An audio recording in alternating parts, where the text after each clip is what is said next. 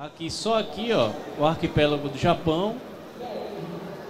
Tudo isso é a poluição luminosa, é o excesso de luz jogado para o céu. E aí vem um breve conceito. O que é a poluição luminosa se a gente fosse conceituar? Ela é o excesso de luz produzida pelo homem em grandes cidades. São luzes artificiais, as quais podem ser emitidas de várias formas. Quais são essas formas? São anúncios publicitários, aqueles letreiros luminosos, luzes de edifícios para iluminar, ou a iluminação pública de ruas e avenidas. Então, toda aquela forma de luz artificial que ilumina geralmente à noite é uma forma poluente, que a gente pode chamar de poluente, poluidora de luz. Então, a gente conceitua como poluição, a poluição artificial sendo fator aí da poluição luminosa. Tranquilo? Bem, a gente tem os impactos, né? A poluição luminosa, ela gera um impacto. Ela não é somente positiva, porque à noite a gente precisa da luz para iluminar aquilo que de dia a gente tem a luz natural, que é o sol. Então, quais são os agentes causadores, os impactos, né? Na astronomia, a gente pode ter aqui, né, a qualidade do céu noturno, que essa qualidade, ela tanto é afetada no meio urbano, ou como também no campo. Vai depender da distância que aquele local que você está observando, você vai perceber aquela intensidade da poluição luminosa. E isso vai interferir também na pesquisa amadora e científica. A gente sabe que aquele que não é o profissional da astronomia, né, não exerce propriamente dito como uma profissão, a gente tem um astrônomo amador, que nada mais é também que um agente aí da área da astronomia. E a gente também tem a pesquisa científica. São aqueles observatórios que têm uma dedicação de fazer uma campanha observacional mais dedicada, um roteiro observacional mais dedicado e que requer uma qualidade de céu. A gente vai ver tudo isso aí. E a poluição luminosa, ela pode ser tanto antrópica, nós, seres humanos, causadores dela, e a natural. Mas a gente vai dar mais ênfase à poluição luminosa causada por nós, seres humanos. Quais são os tipos? A poluição luminosa, ela tanto pode ser sky glow, luz intrusa e ofuscamento. Esses três itens aqui, através de imagens, eu vou mostrar para vocês entenderem. Como é que seria? O que é a poluição luminosa na prática? Nada mais do que isso. Você tem um poste de rua da iluminação pública e geralmente quando você tem um tipo de luminária como essa, a luz é totalmente dispersa. Ela ilumina o chão, os lados e até o céu. Por estar mal direcionada, que é essa palavra, a poluição luminosa é gerada com grande intensidade aqui, ó. A gente pode notar o quanto a poluição atinge o céu. Então a gente tem a nossa visão do céu muito prejudicada. A gente tem uma dificuldade muito grande de observar. Quando a gente consegue atenuar pelo menos uma parte direta do céu, mas ainda há essas partes laterais de dispersão, há uma redução, mas ainda existe uma poluição significativa aí. E quando a gente já consegue neutralizar, digamos, 50% da direção daquela luz que iria para o céu, deixá-la somente para o chão, a gente já tem uma considerada boa, uma iluminação eficiente. E a ótima é aquela que é totalmente direcionada ao chão e não para as laterais. Uma coisa bem interessante que a gente pode achar é que a gente está perdendo luz, né? Por estar focando a luz só para um lugar. Não. Se você olhar aqui a superfície, onde está o personagem aqui, ó, repare como fica bem definido a intensidade da luz. A luz está mais concentrada numa área, mas também ela consegue iluminar bem aquele lugar. As pessoas geralmente acham que o lugar, se tiver só iluminado o chão, ele está mal iluminado. A gente tem aquele conceito, né, de que achar que quando está tudo luz, está seguro, estamos tranquilos, né? Nem sempre é assim. Então, os agentes causadores são as luminárias dos postes, como a gente pode ver, ó. E também os projetores. A gente consegue ver também locais históricos que às vezes são mal iluminados, que a iluminação vem de baixo para cima. É o pior que tem, é o incorreto. Algumas são aceitáveis, como essa.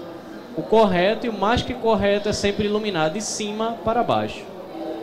Porque você está tornando eficiente a luz. Você está melhor direcionando. Veja que isso é independente até do tipo da luz. A gente sabe que hoje tem o LED, tem a lâmpada fluorescente e tinha as antigas incandescentes, né? Que aí também entra com uma grande economia. Deu para entender essa figura aqui? Tranquilo, né? Bem, como é que a gente repara isso no céu? Se a gente estiver dentro da cidade, a gente quase não vê estrelas. Faz lembrar muito aquele Madagascar 1, né? Que estão em Nova York, quando ele olha lá para cima, que ele vai ver uma estrela, não é uma estrela, é um helicóptero atravessando o céu. Veja que qualidade de céu, né? Não tem como, porque a poluição luminosa é tão intensa que a gente não consegue enxergar as estrelas, nem as mais brilhantes. Aí quando a gente já está no subúrbio, que é aquelas cidades próximas ao centro urbano, a gente já consegue ver uma ou outra estrelinha, que aqui já está com uma certa dificuldade também. Aí agora quando a gente está no subúrbio, esses bairros, né? Essas cidades próximas ao centro urbano, aí a gente já consegue ver as estrelas mais brilhantes. E se a gente for para uma área rural, que já está bem afastado aí do centro urbano, das cidades periféricas, dos bairros periféricos, aí a gente já tem uma qualidade de céu melhor e mais estrelado. E um céu propriamente dito estrelado é aquele céu que realmente você vai com segurança, com certeza observar muitas estrelas, vai se encantar. É um céu totalmente livre de poluição luminosa. É um local que está aí mais de 100 quilômetros ou até 200 quilômetros de distância de uma grande cidade. Então você não tem nem sombra de encontrar um excesso de iluminação lá no horizonte. Como é que seria? Por exemplo, que está brilhante, né? Aqui, ó, é uma astrofotografia, uma foto que a gente tira do céu. E o que é que a gente pode observar aqui? Os prédios que remontam, dão a ideia de um centro urbano, né? De um local, de uma cidade. E uma coisa bem interessante que a gente pode reparar aqui é a Via Láctea. Isso, está bem melhor agora. A Via Láctea. Tá dando para ver direitinho agora? Aí alguém pode dizer, como é que pode a Via Láctea, esse céu estrelado desse jeito, dentro de uma cidade? Aí vem aqui, ó, a Via Láctea numa noite sem energia. É o único momento que você pode observar um céu estrelado dentro de uma cidade, é quando falta energia. Mas seria necessário toda vez faltar energia para ver o céu? Não. Porque quando não tem aquela energia dispersa para o céu, aí você fica livre da poluição luminosa. No dia, há um ano atrás, eu fiz essa astrofotografia, quando eu estava retornando daqui da Campus Party, e não hesitei, peguei o material, fiz a foto. Aqui só tem uma leve poluição luminosa, porque faltou no bairro onde eu moro e nos bairros vizinhos, e aí dá para ver aqui os prédios. Essa iluminação nos prédios ainda é a luz de emergência. Veja, uma luz tão pequenininha, né? Tão despercebida, mas ficou tão forte devido à exposição, né? Da foto que a gente tira, né? E aqui a gente tem essa visão espetacular aqui da Via Láctea. É uma situação. E aí como é que a gente pode ter, né? A gente tenta observar, a gente que faz a pesquisa astronômica, que revela cada vez mais novas descobertas. Como é que a gente consegue isso? Através de grandes telescópios. Então a gente tem dois locais aqui distintos. Tem um observatório aqui no Atacama, lá no Chile, e tem um observatório aqui, Pico dos Dias, aqui em Minas Gerais, para dar o exemplo. Veja que esse observatório aqui no Brasil, ele já está ameaçado aí pela poluição luminosa. Talvez essa área aqui do céu já seja comprometida para apontar o telescópio. Então quando você faz um registro, você captura a imagem dessa região aqui, a poluição luminosa ela vai ter uma interferência. E na apuração dos dados, esses dados podem sofrer essa interferência. E isso aí vai atrapalhar na precisão e detalhamento das informações. Então a gente tem aqui um observatório aqui no Brasil, né, esse de Itajubá, lá em Minas Gerais. Esse aqui, essa cidadezinha aqui, ó, existe, mas ela é controladíssima quanto à poluição luminosa, para que não haja essa interferência quanto aos dados que são registrados pelo observatório, pelo telescópio que está aqui dentro da cúpula. Então, olha o céu, espetacular, né?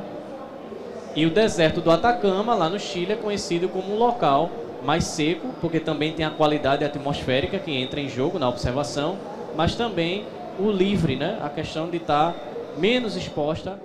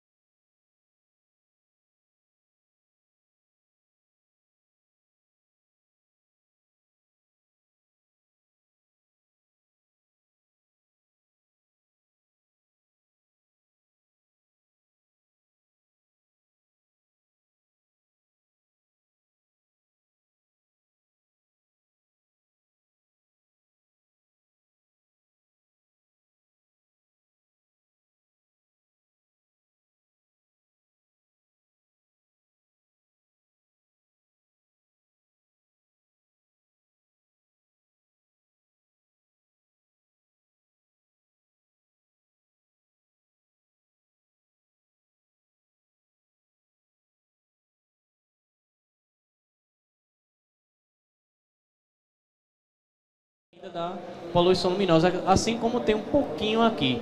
Você percebe que a gente tem uma certa dificuldade de se livrar de vez da poluição luminosa. A gente da astronomia tem sempre a necessidade de se afastar cada vez mais. E um local que sem dúvida está bem livre da poluição luminosa, e claro, sempre há essa necessidade de preservar essa qualidade do céu, é lá no Cerro Paraná, no Chile, onde a gente tem o VLT, que é essa rede aqui de maiores telescópios do mundo. Aqui a gente tem um céu incrível, Órion, normalmente chamado pelas Três Marias, né, o cinturão de Órion. Até a nebulosa de Órion dá para ver numa astrofotografia. Não precisa nem de um binóculo, nem de um telescópio. E aqui tudo são estrelas. O que você tentar ver aí e considerar são estrelas. Bem, a qualidade do céu, ela é importantíssima para que a gente tenha essa observação, onde a gente, nessa observação astronômica, independente se ela vai ser contemplativa ou para fim de pesquisa, a gente tem que ter essa necessidade de um céu de ótima qualidade. Agora a gente se questiona, será que a poluição luminosa só incomoda aos astrônomos? Ou aquela pessoa que simplesmente quer observar o céu, que isso é uma coisa natural, né? Vem da nossa história, aí desde a pré-história, melhor dizendo, o ser humano já observava o céu?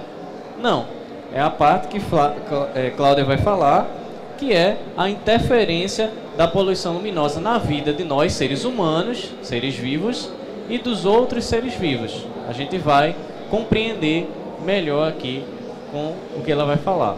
Boa noite, pessoal. Como o James estava falando a respeito da poluição luminosa, aí eu vou citar o que ela prejudica na saúde humana, na saúde animal e também vegetal. Na saúde humana, ela causa os males do sono, insônia, estresse, depressão, falta de raciocínio e até o metabolismo. Já na vida animal, são as aves migratórias que sofrem muito com essa poluição, tartarugas marinhas, peixes e insetos. Então, no caso aqui, a gente está vendo que tudo isso aqui é causado pela poluição luminosa. Por incrível que pareça, né? Quer dizer que a gente tem problema de insônia, ou seja, tem dificuldade de dormir, depressão, até o meu raciocínio quer dizer que vai ser interferido pela poluição luminosa. Exato. Vamos ver aí. Pronto. Aí na natureza, a modificação do equilíbrio nos lagos. Por que isso?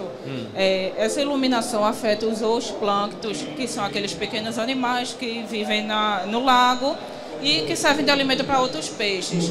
Com isso, afasta a rota natatória dele e os peixes praticamente somem daquele lago e vão procurar outro lugar para se alimentar, né? Não tendo outro lugar para se alimentar, a consequência é morrer por fome, pela falta do próprio alimento. Aí, no caso das aves, existe também o ofuscamento. Uma outra imagem que eu vou mostrar mais depois nos outros slides. O ofuscamento das aves. Isso causa o quê? A ave migratória, quando ela vem procurando a época de reprodução, vai para um lugar mais quente ou mais frio, ela encontra grandes cidades e nas grandes cidades tem a poluição luminosa. Isso causa um ofuscamento na vista do animal. E ele começa a trombar com os edifícios, ônibus também, caminhões. Quer dizer que a ave ela tem aquele caminho, né, que é migratório, ela está se deslocando de um local para outro. Então, ela pode se chocar num prédio, se chocar numa edificação, numa construção, porque aquele excesso de luz pode interferir, ela pode se confundir. Aquilo que ela normalmente teria como um caminho. Que seria a rota dela certa, mas o ofuscamento atrapalha. E nós, seres humanos, né? Sim, nós seres humanos. Insônia, estresse, porque se a gente não dormir uma noite bem tranquila, no dia seguinte, com certeza, a gente né? não rende. Exatamente. E a gente não rende como ele está mostrando aqui, né? A gente tem o estresse, que a gente pode ter um mau desempenho no trabalho. A nossa memorização, né? A gente precisa da memória para arquivar, memorizar desde o número do telefone, ou então para memorizar o que foi apurado do dia, né? Então a gente pode ter esses males associados também ao sono. Até o ciclo circadiano, que é aquele ciclo que a gente tem, né? Certo. Responsável pela a nossa fisiologia, né? Que tem todos uns detalhes aqui que Cláudia sabe, que pode interferir, a gente pode ter problemas futuros de médio a longo prazo. E também se a pessoa não tem uma noite de sono tranquila, afeta o metabolismo e até o crescimento. Exatamente. Aí aqui, ó, também muito importante, Isso. A poluição luminosa causada pelo próprio vizinho. Eu tenho o meu vizinho aqui do lado e a iluminação da casa dele está afetando o meu quarto. Aí não consigo dormir. Aí vai todo um ciclo assim de doença, desde a insônia, depressão, estresse, falta de crescimento, né? Quer dizer que a gente pode adquirir males, né, não assim no dia seguinte, porque geralmente se a gente dorme mal, no dia seguinte a gente já sente logo, mas quer dizer que a gente pode sentir mais outros problemas de médio, longo prazo, somente por uma noite mal dormida, né? Aqui também podemos citar a tartaruga marinha, né? Os animais, né? A tartaruga marinha, quando ela vem colocar seus ovos na praia, ela escolhe certamente sempre um local de sombra.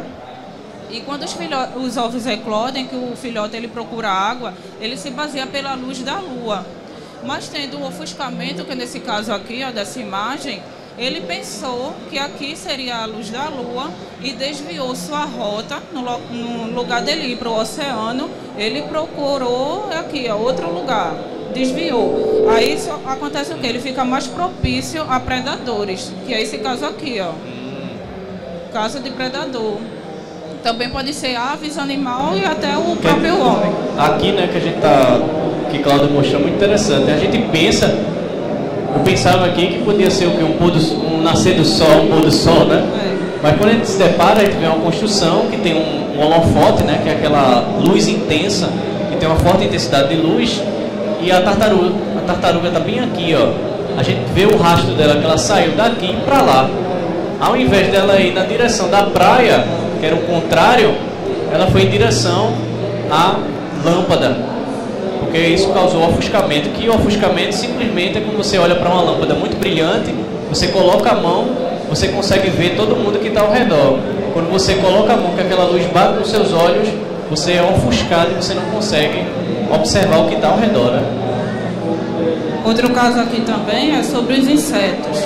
Os insetos são atraídos pela iluminação, tá? Mas às vezes não é só uma muriçoca com pernilongo. E quando é um inseto vetor de doenças? Do tipo da malária, a doença malária, mal de Chagas e leishmaniose. Humanos estão mais propícios por estarem próximo, né? Próximo da iluminação. Próximo da iluminação. Aí a gente não diz, não, o inseto é afetado. Não, na verdade quem é afetado é o humano. Aqui, isso aqui foi do Banco Mundial de Moscou, uma ave que chocou por conta da iluminação. Aqui de fundo a gente consegue ver a iluminação toda da cidade de Washington, no Banco Mundial. A ave chocou e morreu, né? Chegou a morrer o filhote. Quer dizer que ela se confundiu. Se confundiu com a iluminação. Tinha iluminação, foi para a direção daquela iluminação, se chocou, né? Exato. Aqui são o número de pássaros que essa organização ela conseguiu capturar durante 3 dias. Em 3 dias? Em 3 dias, essas aves foram encontradas mortas. Esses pesquisadores acordaram pela madrugada e foram recolhendo os animais. Isso foi na edição da revista Veja de abril de 2011, que saiu essa reportagem. E nessa aqui ó, também é um holofote, tá vendo?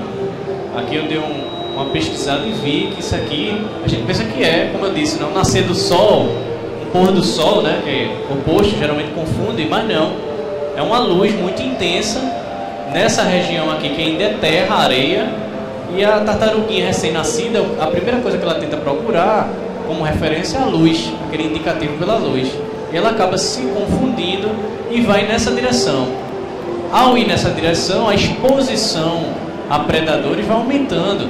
Aumenta tanto que vem aqui, ó, o caranguejo, infelizmente, captura. A gente sabe que é natureza, mas a gente sabe que se tiver um ser humano como agente causador, a gente está gerando um impacto. Não é tão natureza, não é tão natural, né?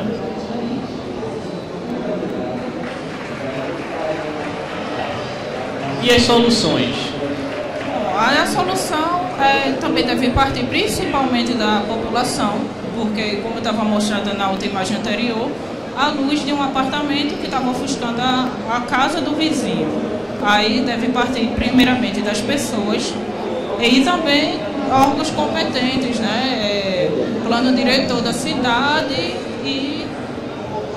no caso do plano diretor, toda cidade ela tem um plano diretor. O que é o plano diretor? É aquele plano que vai determinar certas coisas mínimas que a cidade deve cumprir. Saneamento, sistema de drenagem, sistema de coleta de lixo, todas essas coisas que a gente passa a poder ser despercebido no nosso dia a dia, mas tem a ver com o plano diretor. Então, nesse caso, como uma coisa comum, que normalmente a gente não associa que a poluição luminosa seja algo tão comum, mas é comum e nos interfere, a gente tem que ter um plano diretor que inclua uma meta que seja a redução da poluição luminosa. Essa poluição luminosa, como a gente falou, não pode ser pensada somente como uma coisa que vai interferir em nós na astronomia, a observação do céu. Não, observar o céu já é um direito simples. Todo ser humano pode olhar para as estrelas, né?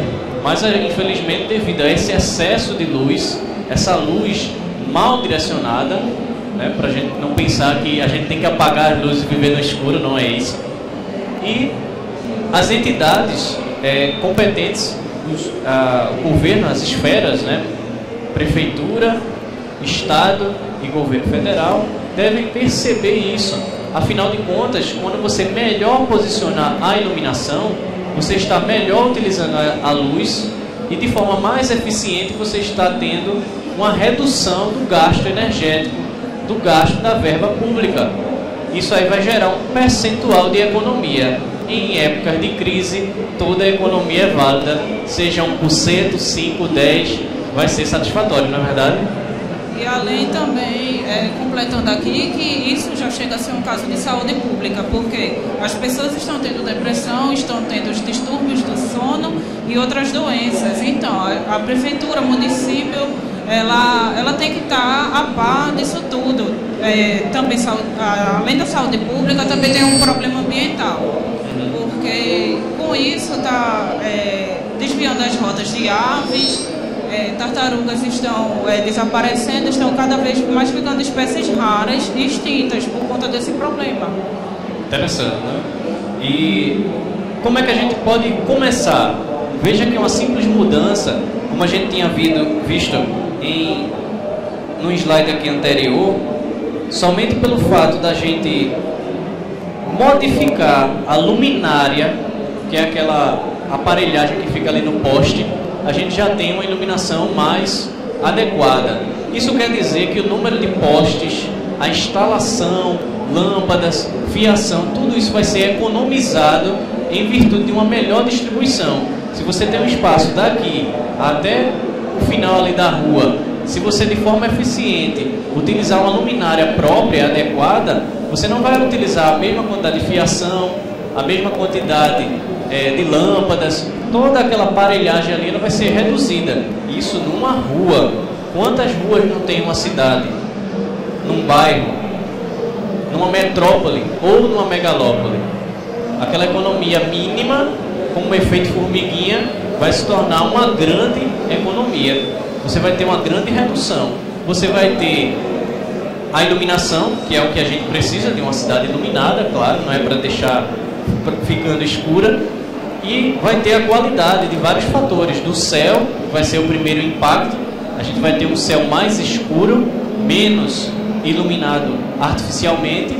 E também a gente vai ter essa qualidade do sono, da nossa noite de dormir. A gente que sabe que é uma tendência a estudos que estão cada vez mais procurando e buscando uma solução para a nossa qualidade do sono. Tem muita gente que faz terapia aí para dormir, simplesmente para ter uma boa noite de sono, e não sabe que é apenas uma besteira como essa, de uma luz bem posicionada, ao invés dela ser mal apontada, ela pode incomodar e gerar todo esse mal.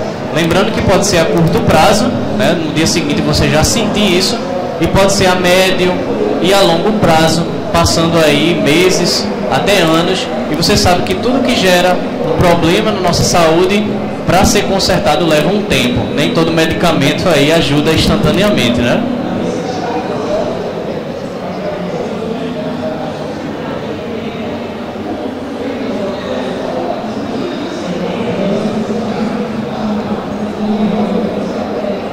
Bem, e aí a gente finalizando, a gente tem um tempo ainda para mostrar um vídeo, e também para dúvidas, perguntas, pode ser feita tranquilamente. A gente antecipa aqui a parte dos agradecimentos, né? Nosso curador Sérgio Sanseveiro, que nos convidou para a Campus Party, a toda a equipe do Astro PE, uma parte está aqui, outra não pode comparecer, aos amigos, né, que contribuem com a apresentação dos trabalhos que a gente faz, e outros amigos que a gente vai citar alguns nomes, que não dá tempo de citar todos, a família, Deus, nosso orientador, e representando aqui o estado do Pernambuco, a gente está aqui na Campus Party Recife, Pernambuco, e nosso país, né? A gente como representante aí, palestrante do nosso país, que temos outros países também ministrando outras palestras bem interessantes. Quem a gente pode agradecer que dê tempo?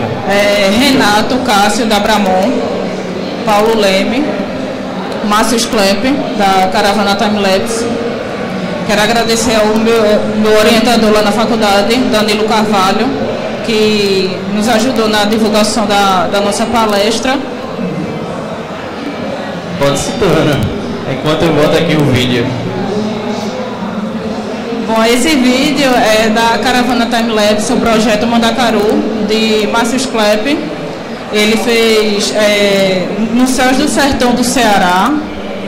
E ele saiu do Rio de Janeiro desse Fusquinha, no Fusquinha dele. Enquanto ela fala, eu vou só ajustar aqui. Ele saiu do Rio de Janeiro, da cidade do Rio de Janeiro, no Fusquinha, sem nenhum problema assim de segurança, de nada, porque ele sabe o que ele faz. Ele é o cara da fotografia. E ele foi em direção ao sertão do Ceará. Passou algumas dificuldades lá, que depois vocês podem conectar ele lá no Facebook, no site, que ele conta tudo, de material e tudo que ele passou lá.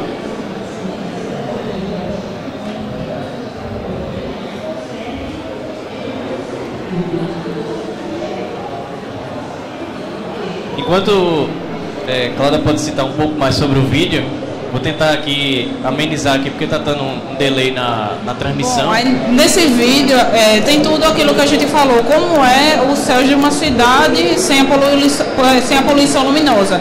Só que nesse caso ele fez um sertão. Mas se na nossa cidade não tivesse todo esse excesso de luminosidade, nós poderíamos sim ter um céu dessa qualidade.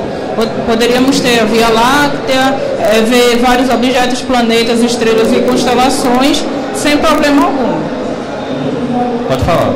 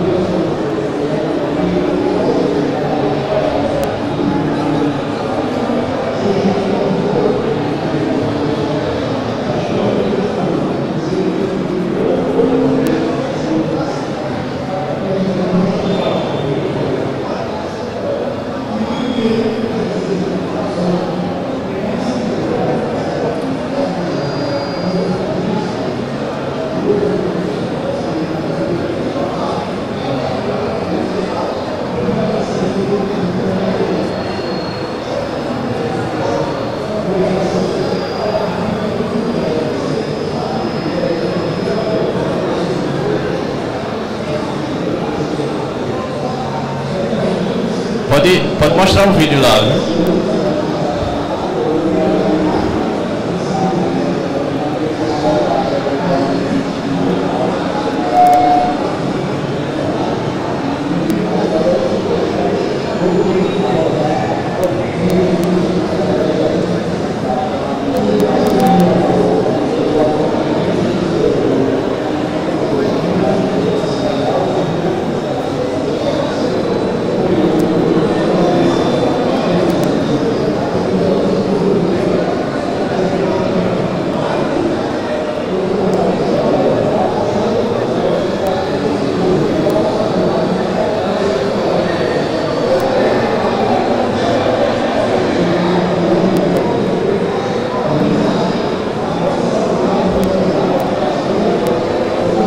Só não tá mostrando lá, né?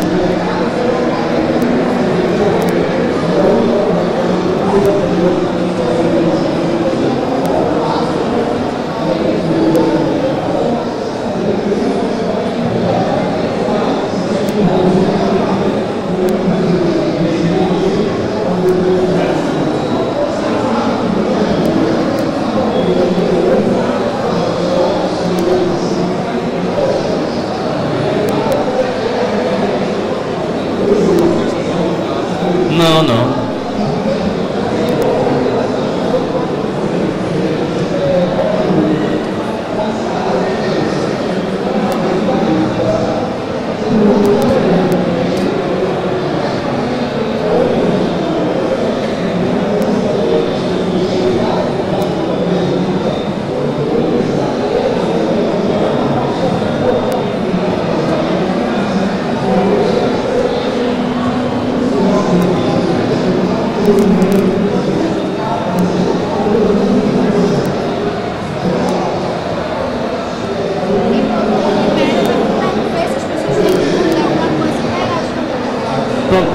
Tem alguma dúvida que a gente estava falando sobre esses detalhes da poluição luminosa que a gente pode citar? A gente vai mostrar um vídeo bem interessante da caravana Time-Lapse, que foi realizado lá no Ceará. Muito incrível. Todo o céu, né? Mas felizmente não está passando por algum motivo, mas tranquilo aqui.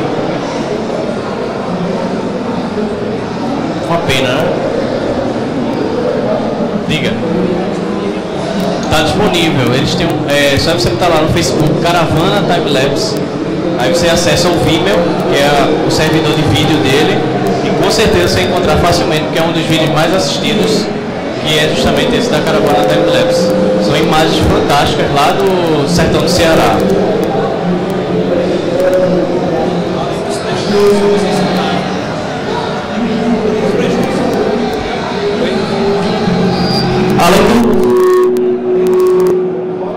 Além dos prejuízos que vocês citaram causados pela poluição luminosa, existe algum associado à visão pela poluição luminosa? Da visão que a gente pode adquirir, não assim cegueira, digamos, é ofuscamento. Você pode ter aí o excesso de luminosidade, que nesse excesso de luminosidade simplesmente você tem uma dificuldade de observar, de enxergar. Geralmente nós, a gente, ser humano, a gente interpreta bem, a gente consegue assimilar. Geralmente a gente tem uma situação de ofuscamento até dirigindo. Dirige, você vê aquele outro carro com farol muito alto, isso aí já causa um ofuscamento. Mas uma ave, como a gente viu, né, elas chegam a morrer, né, a tartaruga ali que ela desvia o caminho. Isso aí é um prejuízo muito grande, porque o animal ele não consegue discernir, ele vai instintivamente por aquela luz mais brilhante, ele acha que pode ser alguma coisa natural, e aí ele tem aquele caminho desviado. Como a gente viu ali, aquelas aves, né, em 3 noites, elas se chocam nas edificações e morrem. Não só a ave, como a tartaruga, que ela tem aquele caminho dela desviado. Isso aí gera um impacto, né? Mas, por exemplo, sensibilidade à luz, ou então diminuir a capacidade de dilatação ou contração da pupila, isso pode ser causado pela poluição luminosa? No caso não, a gente tem uma visão assim, digamos, bem dinâmica, né? Numa situação de muito escuro, a pupila ela vai abrindo para captar mais luz, e numa situação com muita luminosidade, ela vai se fechando. Isso aí já vai ser da saúde do nosso olho. O que vai prejudicar é que você pode estar numa situação de pouca luminosidade e de repente pode ter um excesso de luz, e isso aí pode gerar algum problema, mas não em questão direta da visão, digamos assim. Não afeta o órgão, né? O órgão, exatamente, perfeito. Boa noite. Boa noite. Joanaldo, de Natal, secretário de Planejamento. Escuta, eu gostaria de perguntar a vocês, para mim foi uma surpresa muito grande esse tema, e eu queria saber o seguinte: em termos de eficiência energética, de iluminação pública, existe algum estudo, existe alguma possibilidade de aplicação concreta, real, de uma secretaria que faça a iluminação pública de uma cidade, faça de uma forma mais eficiente? Qual seria esse exemplo dessa aplicação? Tem. Esses modelos, o modelo já existe, para você ter ideia. Ele só não é tão divulgado para que seja reproduzido. É uma campanha que a gente está fazendo aqui também, divulgar. Existem entidades internacionais que se preocupam com essa conservação do céu, dessa qualidade quanto à poluição luminosa. O que é que ela oferece? Modelos que sugerem luminárias, modelos eficientes da utilização da energia, da luz, para que não exista essa despesa. E nesse modelo, claro, quando você adota um modelo ali, que infelizmente na maioria das vezes é muito local, se você utilizar uma cidade, por exemplo, que usa isso, você vai ter aí um ganho muito grande. Complementando, por favor, onde obter essas informações concretas de aplicação dessa metodologia, por assim dizer? Flávio? Boa noite a todos. Veja só, um exemplo de atuação de poluição luminosa politicamente correta, nós temos aqui na ponte Duarte Coelho, em Recife, no centro, conhecida como Ponto do Galo, né? Enfim. Mas aquilo dali é um exemplo, passa a noite ali, você vai ver que a luminária está justamente direcionado para o pedestre. De alta daqueles prédios ali, como exemplo da Faculdade de Manutenção, vocês podem ver ali, realmente, a observação do céu ali é perfeita.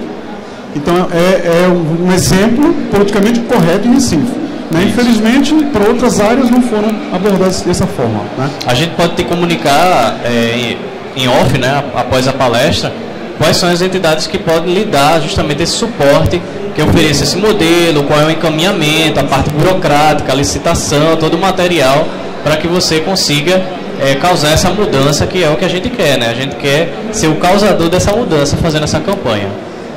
Alguma dúvida?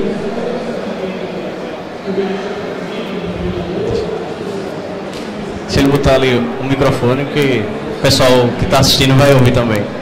No caso tá falando da cidade, a única forma seria trocar realmente os postes com aquela foco para baixo. Tipo, teria algo com custo menor para a prefeitura, no caso, para melhorar a situação? Como a gente tem mostrado ali, a mínima mudança já seria mudar a luminária.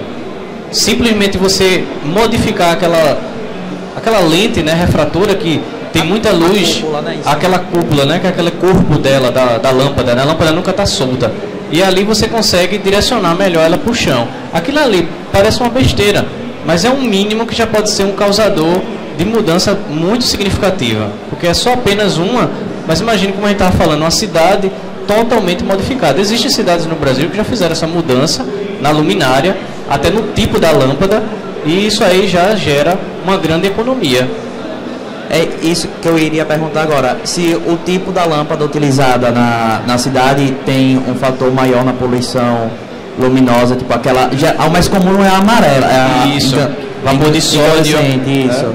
Ela é mais comum, então ela afeta mais do que a da luz branca? Tem alguma diferença? Afeta, no caso, assim, um comprimento de onda daquela luz jogada para o céu, a gente que observa, a gente tem que usar um filtro para ir de contra aquela luz intrusa e ali tentar neutralizar aquela luz, né? Mas aí a gente sabe que não é somente o detalhe da astronomia. Nesse caso específico é a qualidade da lente quanto à eficiência energética. A gente sabe que o LED ele é muito mais eficiente do que a fluorescente, respectivamente, contra a incandescente. Aí já gera uma economia, mas a gente tem que saber que o LED é custoso, vamos dizer assim. Mas o modelo de uma luminária é muito mais econômico do que o investimento na própria lâmpada de LED. Encerrou? Pronto, eu agradeço, pessoal, a todos vocês que assistiram. É um tema assim que parece fugir da astronomia propriamente dita, mas é muito importante porque ele também satisfaz a astronomia, como também satisfaz a nós, seres humanos, os animais, os seres vivos, como a gente viu. Agradeço a vocês presentes, a gente vai ficar aqui ainda para contato, e agradeço ao pessoal que está nos assistindo. Muito obrigado.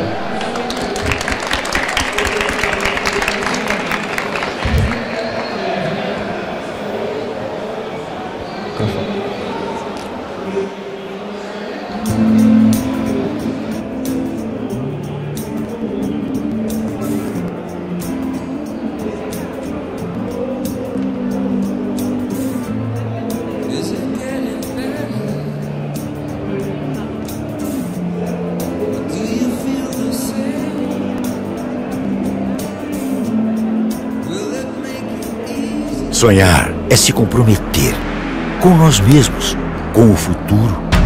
Cada sonho realizado é um compromisso que se cumpre. O Recife sonhou com educação de qualidade e sonhou com uma saúde melhor. Viver numa cidade melhor é o sonho que nos une, porque é dos sonhos da gente que o Recife se faz. Sonhar é se comprometer com nós mesmos,